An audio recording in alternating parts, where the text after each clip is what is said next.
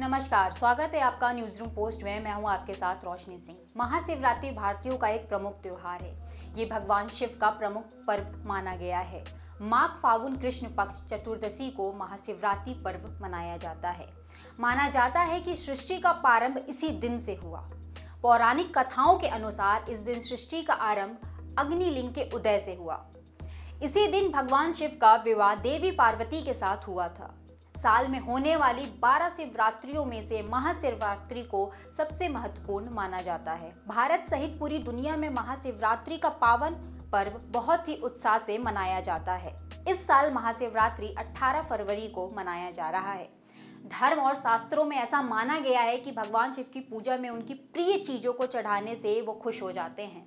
वैसे तो भगवान शिव की पूजा में बहुत सारी चीजें चढ़ाई जाती हैं, लेकिन सबसे ज्यादा महत्व बेलपत्र का होता है। ज्योतिष आचार्य पंडित दयानंद शास्त्री बताते हैं, शिवलिंग की पूजा में बहुत सारी चीजें चढ़ाई जाती हैं, लेकिन बेलपत्र भगवान शिव को अति प्रिय है। बेल के पेड़ की पत्तियों का शिव पूजन में बहुत ही अधिक महत्व है। इस पेड़ की पत्तियों को एक साथ 3 की संख्या से जुड़ी होती हैं और इसे एक ही पत्ती माना जाता है। ऐसी मान्यता है कि बिना बेलपत्र की शिव जी की उपासना पूरी नहीं होती। शास्त्रों में भगवान शिव को बेलपत्र अर्पित करने की एक विधि होती है। चलिए जानते हैं कि शिवलिंग पूजा में किस विधि से बेलपत्र चढ़ाया जाता है। पंडित दयानंद शास्त्री के अनुसार बेलपत्र के तीनों पत्ते त्रिनेत्र स्वरूप भगवान शिव के तीनों नेत्रों को विशेष प्रिय हैं। अगर आप वे शिवलिंग पूजा के दौरान बेलपत्र चढ़ाते हैं तो इससे भगवान शिव खुश होंगे और आपकी मनोकामना पूरी करेंगे। मगर बहुत जरूरी है कि बेलपत्र चढ़ाने से पहले आप जान ले कि कैसे बेलपत्र होना चाहिए और कैसे चढ़ाया जाना चाहिए। ध्यान रहे, एक बेलपत्र में 3 पत्तियां होनी चाहिए। 3 पत्तियों को एक ही पत्ता माना जाता है। इस बात का भी ध्यान रखें कि बेल की पत्तियां कटी फटी ना हो। बेलपत्र में चक्र और वृक्ष नहीं होना चाहिए, ऐसा पत्तियां को खंडित माना गया है। हालांकि 3 पत्तियां आपस में मिल पाना मुश्किल होता है, मगर ये आसानी से मिल भी जाता है। बेल की पत्तियां जिस तरफ से चिकनी होती हैं, आपको उसी तरफ से शिवलिंग पर चढ़ानी चाहिए। ये बात बहुत कम लोगों को पता होती है, मगर एक ही बेलपत्र को आप पानी से धो धोकर बार बार चढ़ा सकते हैं। कभी भी शिवलिंग पर बिना जल के बेलपत्र ना चढ़ाएं।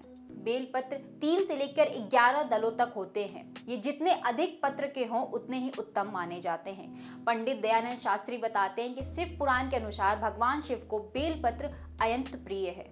वहीं स्कंद पुराण में बेलपत्र के महत्व के बारे में बताया गया है। ऐसा कहा गया है कि यदि बेलपत्र के साथ शिवलिंग की पूजा की जाए तो सभी पापों का नाश होता है। एक कथा के अनुसार एक बार माता पार्वती को बहुत पसीना आ रहा था। तब उन्होंने अपनी उंगली से माथे के पसीने को साफ किया। इससे पसीने की कुछ बूंदें मदार पर्वत पर जा गिरी और उन्हीं बूंदों से बेल का पेड़ उत्पन्न हुआ।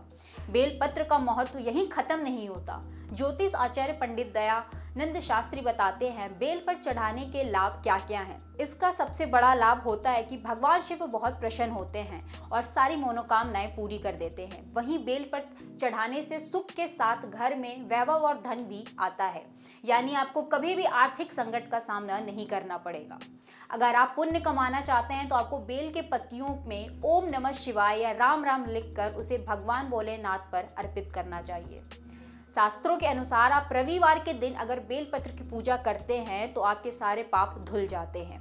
केवल भगवान भोलेनाथ ही नहीं, आप भोलेनाथ के प्रिय कुबेर जी पर भी तृतीय को बेलपत्र चढ़ाकर उनकी पूजा करेंगे तो पीढ़ियों तक आपके घर में धन की कमी नहीं होगी। ऐसा मान्यता है कि बेलपत्र और जल चढ़ाने से भगवान शंकर का मस्तिष्क ठंडा रहता है और वे बहुत जल्द प्रसन्न होते हैं। अगर आपको हमारा वीडियो पसंद आया तो लाइक करें, कमेंट करें और शेयर ज़रूर करें। अगर आपने हमारे चैनल को सब्सक्राइब नहीं किया हो तो सब्सक्राइब करें।